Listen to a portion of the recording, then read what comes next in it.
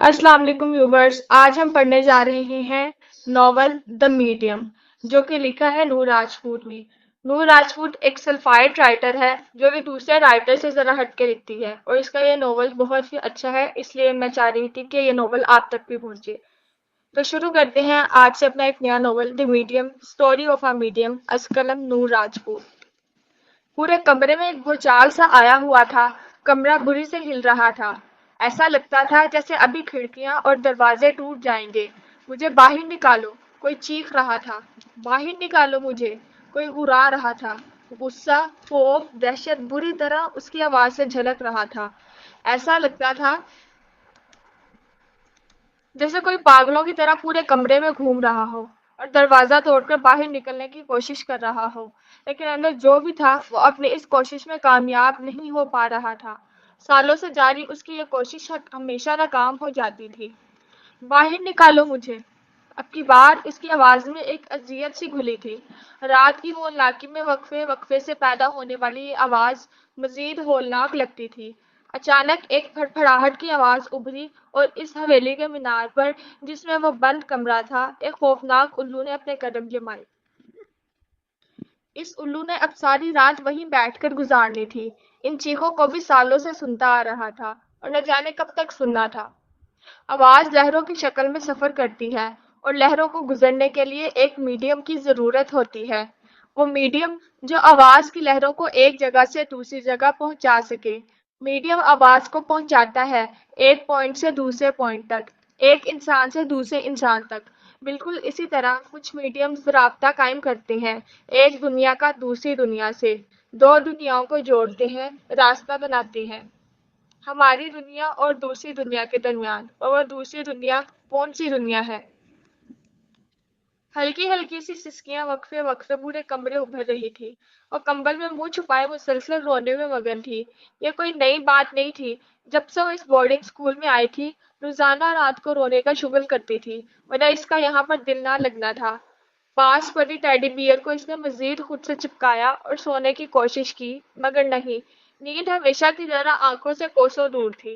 वो 10 साल की बच्ची, जो अपने हम उम्र बच्चों के मुकाबले में काफी कमको थी, अक्सर खामोश रहती थी। 1 महीना हो गया था उसे इस स्कूल में आए हुए, मगर वो अभी तक खुद को यहाँ एडजस्ट नहीं कर पाई थी।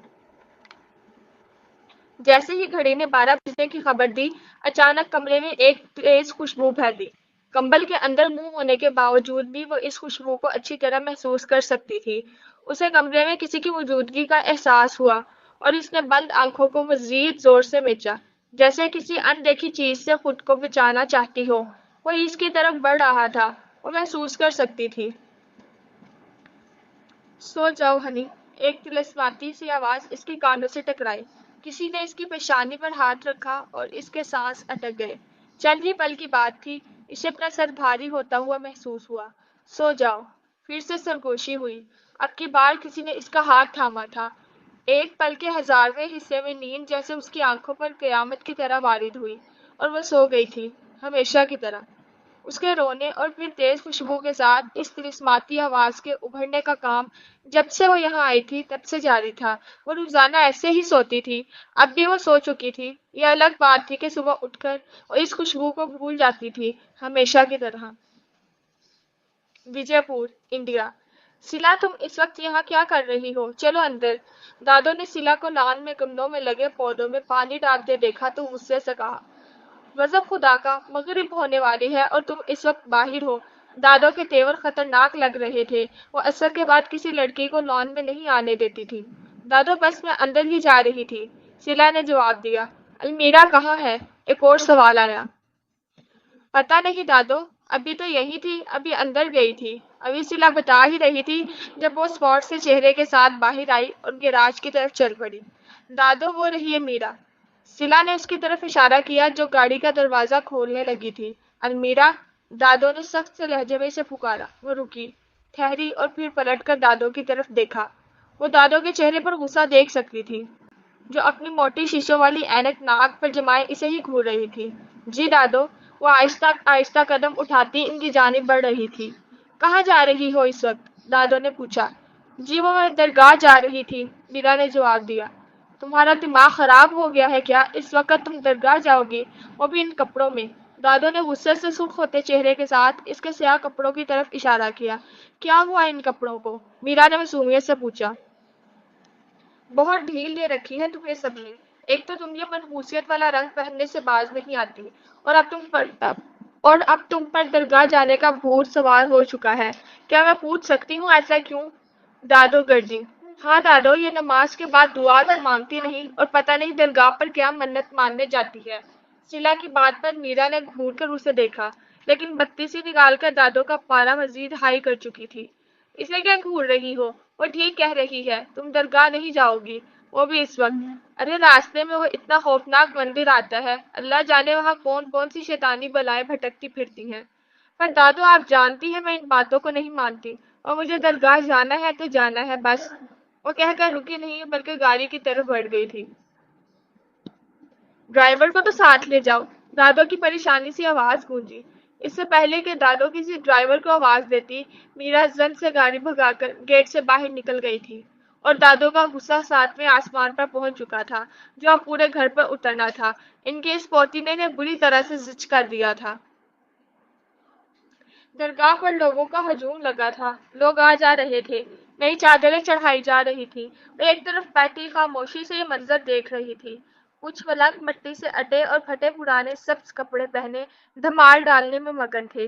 کچھ لڑکیاں اور عورتیں ایک درخت پر دھاگے باندھ رہی تھیں، جانا کیا منتیں مانی جا رہی تھیں۔ وہ مٹی کے بنے چبوترے بیٹھی سب کچھ دیکھ رہی تھی۔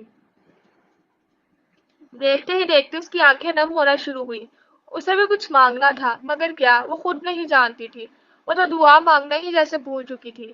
جیسے ہی رات کا اندھیرا پھیلنا شروع ہوا، وہ اپنی جگہ سے اٹھی اور اپنی گاڑی کی طرف بڑھ گئی۔ یہ دھاگا لیتی جا بیٹی، یہ تمہاری مراد پوری ہونے میں مدد کرے گا۔ ایک مردانہ آواز پر وہ پلٹی۔ سامنے ایک ننگ ہاتھ میں ایک سبز دھاگا لیے کھڑا تھا۔ مجھے اس کی ضرورت نہیں ہے۔ میرا نے ایک نظر اس دھاگے کو دیکھا اور پھر کہا، تمہاری مرضی۔ وہ ملنگ دھاگے لیے آگے بڑھ گیا، اور میرا سر جھٹک کر اپنی گاڑی کی طرف بڑھ گئی۔ کچھ دیر بعد وہ اپنے گھر کی طرف رواں دواں تھی۔ شارٹ ریڈی ہے سر، آ کر چیک کر لیں۔ وہ فون پر بزی تھا جب اس کے پاس آکاش کی آواز گونجی۔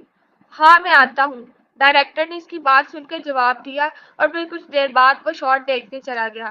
میں تمہارے ساتھ جینا چاہتی ہوں، ہیروئن نے اپنے ڈائلاگ بول رہی تھی۔ مجھے اندھیروں کی دنیا سے نکال کر ستاروں کے جہاں میں لے جاؤ، ہیروئن کسی ٹرانس کے زیر اثر سامنے کھڑے ہیرو سے کہہ رہی تھی۔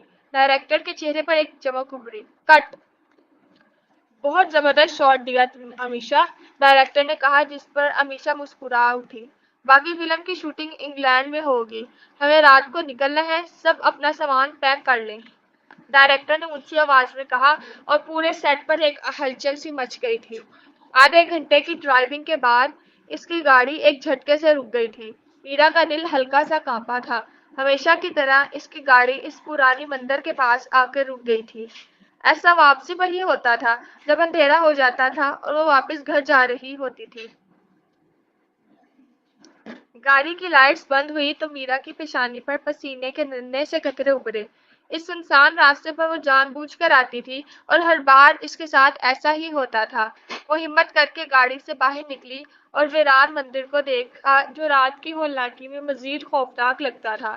کسی نے اسے پکارا تھا۔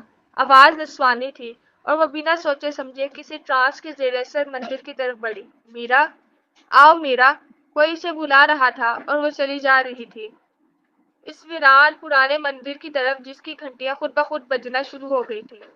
میرا کسی ٹرانس کے زیر اثر تھی، وہ بے اختیار ہی آگے بڑھ رہی تھی، انجام کی پرواہ کیے بغیر، یا پھر اسے پتہ ہی نہیں تھا کہ آگے کیا ہونے والا ہے۔